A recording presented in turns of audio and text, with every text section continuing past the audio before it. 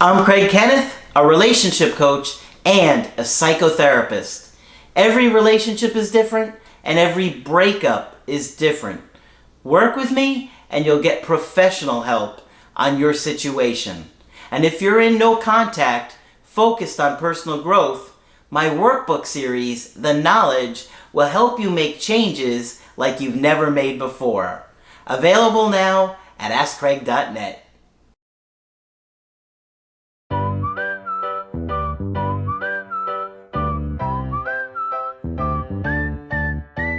Hi there, I'm Coach Craig Kenneth. I'm Coach Margaret. And today we're going to be talking about my heart sunk to the floor. Uh-oh. Well, Margaret, that happens a lot, huh? Yes, it does. A lot of times in a relationship when things aren't going well, your partner will say or do something that just kind of makes your world feel like it's ending.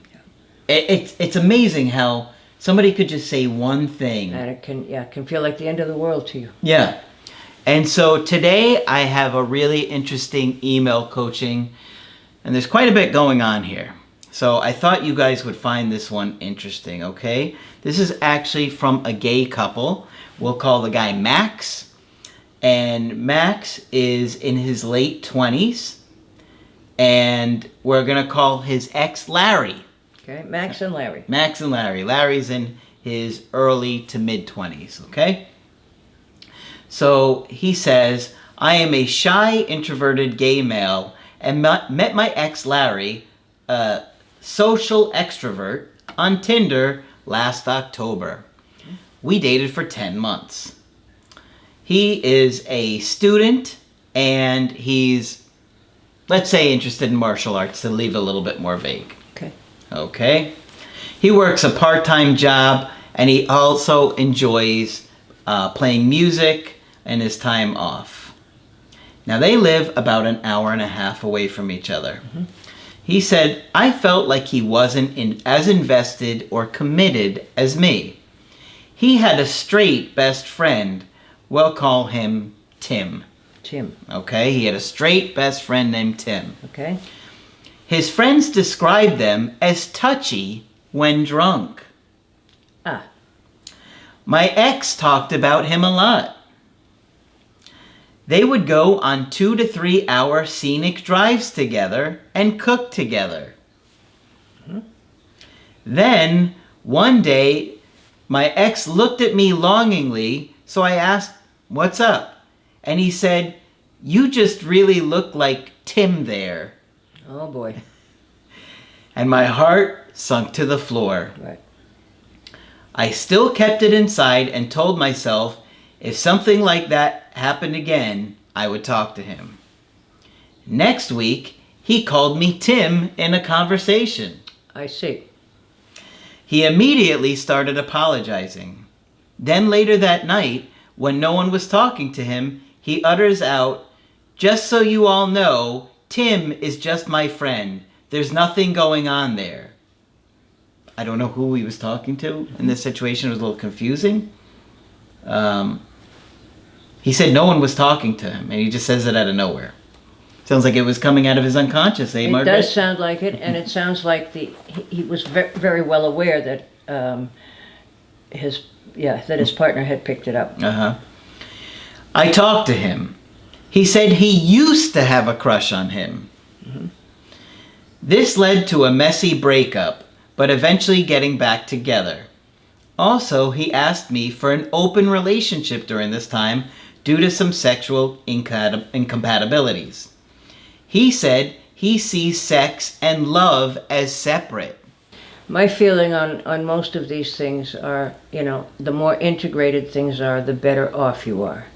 If people can see sex and love as not connected, then it can end up with some very strange relationships where you might have a sexual relationship with someone you don't care about that much, and that's comfortable for some people, but it doesn't usually stand the test of time. Sure. I declined the open relationship. Yes, good. This made me anxious the remaining 6 months of our relationship. Reason 1, he'd go on trips with Tim to visit friends out of state. where he wouldn't know if I was invited or would tell me his friend said I wasn't invited. He would also cancel plans with me to hang out with Tim. I thought that was insensitive considering my previously discussed insecurities with him. Reason 2. Found out he'd been Snapchatting a guy daily that he met on Grindr. That's a hookup site. Yep. He said he was just a friend and lived in a different state and begrudgingly said that he would stop talking to him. But months later, they were still talking. Mm-hmm. Tried being friends, but said I needed some space first. However, he kept texting me immediately after the breakup. He was hot and cold. I would let him initiate conversations. He would reach out by sending me cute videos that pertained to our relationship. He even drove down to hang out with me a few times. Now, okay, how old is he? He's in his late 20s. Okay. All right. The other guy is? In his early to mid 20s. Okay. I got anxious from the mixed signals, and one day I asked him to hang out and he got weird. So I asked again if there was any chance for us, and he said no. Meanwhile, he's reaching out and sending mixed messages. Well, he obviously would be fine with having it both ways. Yeah. Mm-hmm. So I said that this was too confusing and we shouldn't be friends. We haven't talked since, but he still looks at all my Facebook posts, wears my armband that I got him, keeps the gifts I gave him in his room, and makes indirect comments to me on Facebook. My anxiety caused a lot of arguments, but did I have grounds for it? I think so. Absolutely. You were getting mixed messages all over the place. And I think the most important piece of information that we have is that he can separate sex and love. So he may be coming back to this guy saying, I have sex with all these different people, but I love you. Yeah. Right. But it sounds like he's really in love with this other guy, yes, Tim. Yes, it does. And he doesn't seem to understand that. Yeah. And, you know, things like that can happen and you don't quite know. Yeah. Yeah. This is first of all, he doesn't ask if they should try and get back together. He asks if he has grounds for the anxiety, which absolutely. Yes, he does. I mean, he's unconsciously letting out, oh, by the way, me and Tim are just friends. Yeah. To who? Who is he talking to? Yeah.